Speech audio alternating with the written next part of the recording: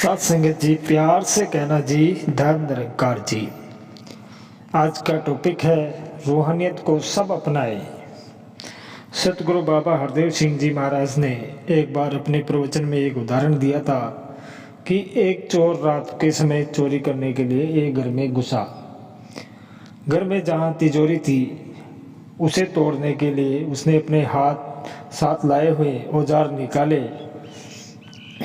तभी उसकी नज़र तिजोरी के बगल में लिखी हुई एक सूचना पर पड़ी।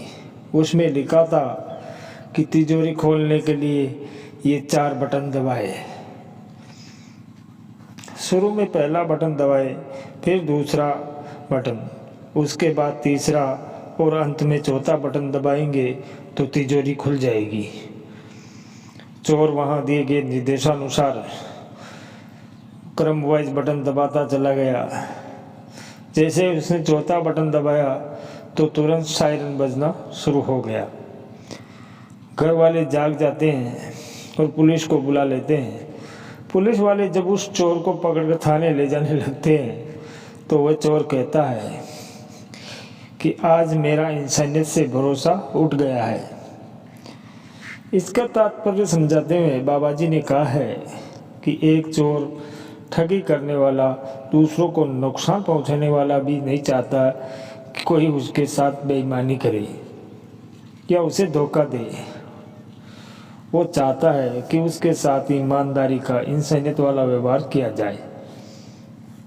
भाव यही कि इंसानियत वाले जो गुण हैं, प्रेम, दया, करुणा, क्षमा, शांति, ये सारे हर व्यक्ति अपने प्रति चाहता है। बुरे से बुरा कर्म करने वाला व्यक्ति भी यही चाहता है कि लोग उसके साथ प्रेम पूर्वक व्यवहार करें, धोखाधड़ी ना करें। वह स्वयं चाहे दूसरे के साथ बुरा व्यवहार कर रहा हो और दूसरों को धोखा दे रहा हो, लेकिन वह अपने साथ बेईमानी पसंद नहीं करता है। वह चाहता है कि उसके साथ नेकी हो। वह लोगों से इंसानियत वाले गुणों की अपेक्षा करता है कि हर कोई उसके साथ इंसानियत से पेश आए। वास्तव में ये इंसानियत वाले मानवीय गुण सभी के भीतर मौजूद है, लेकिन उनको प्रकट करने के लिए, उभारने के लिए सही वातावरण का होना अति आवश्यक है। किसी शिल्पकार को पूछा गया कि आप एक पत्थर की शिला से इतनी सुंदर सुंदर मूर्तियाँ कैसे बनाते हो? तो साध संगत जी, तब वह कहता है कि पत्थर की शिला के अंदर मूर्ति पहले से ही मौजूद रहती है। मैं सिर्फ छेनी हथौड़ी द्वारा उसके ऊपर का अनावरण पत्थर हटाता हूँ, उसे तराशता हूँ और सुंदर मूर्ति उभर कर सामने आ जाती है। इसी तरह जमीन के अंदर पानी होता है, उसके ऊपर भी कंकड़, पत्थर, मिट्टी आदि चीज़ें होती हैं, लेकिन साथ संगत जी, जानकार उन व्यक्ति उन चीज़ों को निकाल कर शीतल शुद्ध जल धारा को प्रकट कर देता है। इसी तरह इंसानियत या मानवीय या देवी गुण प्रत्येक व्यक्ति के अंदर मौजूद है। उन्हें प्रकट करने के लिए एक जानकार व्यक्ति की, एक मार्गदर्शक की जरूरत पड़ती है, जो उस व्यक्ति के सद्गुणों पर लगे अनावश्यक आवरणों को हटा दे, अज्ञानता के कारण सोई हुई उसकी आत्मा को जगा दे, उसे अपने वास्तविक स्वरूप का दर्शन करा दे। वह जानकार व्यक्ति कोई साधारण मनुष्य न होकर निराकार प्रभु की साकार सत्ता सतगुरु होता है। ब्रह्मवेता सतगुरु मनुष्य को सत्य चित्त आनंद स्वरूप परमात्मा का दर्शन कराता है,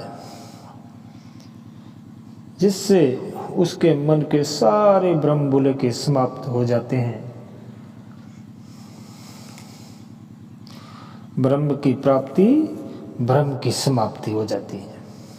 इसी तरह सतगुरु जब मनुष्य के अंदर रूहानियत भर देता है, तब जीवन में एक क्रांति घटित होती है।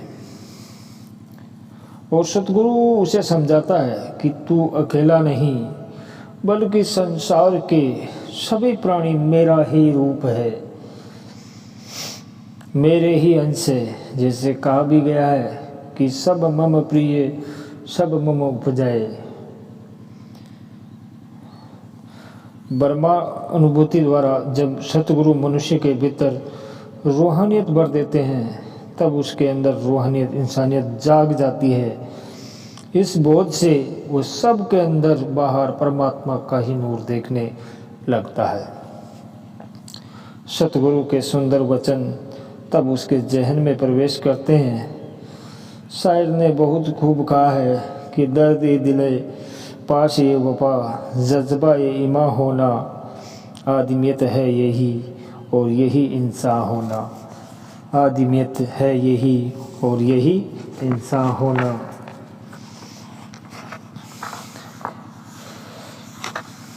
ये अटल सत्य है कि इस सृष्टि का रचयिता परमात्मा ही है। इसे तीनों लोकों का स्वामी भी कहा गया है। पूरे ब्रह्मांड में जितने भी जीव जंतु है सबका सृजनहार प्रभु परमात्मा ही है। मनुष्य को ईश्वर ने सभी जीवों से उत्तम बनाया है। और श्री गुरु नानक देव जी फरमाते हैं कि मन तू ज्योत स्वरूप है अपना मूल पहचान, कि मन तू ज्योत स्वरूप है अपना मूल पहचान, मन हर जीव तेरे नाल गुरुमति रंग मान। कि हे मानव तुझे प्रभु ने अपना ही रूप बनाकर भेजा है, तू अपने मूल की पहचान कर ले। सतगुरु की कृपा से इस तत्व ज्ञान को पाकर इसके रंग में रंग जा और अपना मनुष्य जन्म सफल बना ले। और इसके साथ साथ एक चेतावनी भी दी गई है, एक बस्त बुझे तो तू पाक, बिन बुझे तू सदा ही नापाक। हे इंसान, अगर तू इस परमात्मा की पहचान कर लेता है तो पवित्र माना जाएगा, अन्यथा तेरी गिनती अपवित्र जनों में ही मानी जाएगी। इस निराकार प्रभु की समय के सद्गुरु की कृपा से पहचान हो जाए, फिर मानवीय गुणों को धारण करके इंसानियत को अपनाना ही जीवन का लक्ष्य माना गया है। कहते हैं कि जिस मनुष्य की वाणी में मिठास है और जिसके जीवन में रूहानियतता बस जाती है, फिर उसके पास अहंकार नहीं टिकता है। मनुष्य का ऐसा जीवन बना रहे, उसके लिए यह आवश्यक है कि वह नित्य प्रति साध संगत से जुड़ा रहे और सतगुरु के आदेशानुसार जीवन व्यतीत करे। मानव मात्र की निस्वार्थ भावना से सेवा करते रहने से उसे आनंद की अनुभूति होती रहती है। निरंकारी बाबा हरदेव सिंह जी महाराज अपने प्रवचनों में फरमाते हैं कि मानवीय गुणों का भंडार ही वास्तविक जीवन का श्रृंगार होता है। जब सतगुरु की कृपा से आपके भीतर ब्रह्म ज्ञान की ज्योत जग पड़ती है तो सदैव निरंकार प्रभु का सुमरन करके रूहानियत के रंग में रंग कर मानवीय गुणों द्वारा मानवता की सेवा में ही अपना बहुमूल्य समय व्यतीत करना ही वास्तविक जीवन का लक्ष्य होना चाहिए। जब रूहानियत से नाता जुड़ गया तो गुरसिकों को इस पार ब्रह्म परमात्मा का सहारा मिल जाता है और वे केवल इसके सहारे ही जीवन जीते हुए इसका शुक्राना करते चले जाते हैं। वे हर पल प्रभु से प्रार्थना करते हैं कि कृपा करो कि हम सदैव मानवीय गुणों को धारण करते हुए मानवता की सेवा में समर्पित हो। सतगुरु माता सुदीक्षा जी भी यही दिव्य दीक्षा दे रहे हैं कि इस निरंकार प्रभु को जानकर इसके साथ स्थिरता का नाता जोड़ना है। फिर प्रेम और मोहब्बत से इस सच्चाई की आवाज़ को दूसरों तक पहुंचाना है। जब इंसान रूहानियत को पूर्ण तौर पर जीवन में अपना लेता है और उसे अपने सतगुरु पर पूर्ण अकीदा विश्वास हो जाता है तो उसकी वास्तविक भक्ति शुरू हो जाती है। फिर वह पूर्ण आनंद की अनुभूति करता है। सृष्टि की रचना करके सृजनहार परमात्मा ने यहाँ रहने के लिए इंसान बनाए। इंसान को कोई असुविधा न रहे इसके लिए हर प्रकार के साधन बनाए।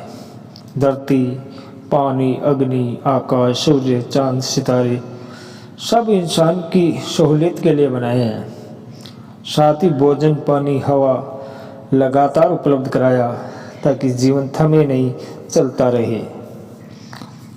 जो इंसान इस प्रभु से इतना कुछ पाकर भी शुक्र नहीं करता है, धरती पर रहने वाले अन्य इंसानों के लिए कुछ करने को तत्पर नहीं रहता, उनके लिए तो महात्माओं ने यही कहा है कि करतूत पशु की मानस जात, ये जन्म परमात्मा की भक्ति करने और सुंदर जीवन जीने के लिए मिला है।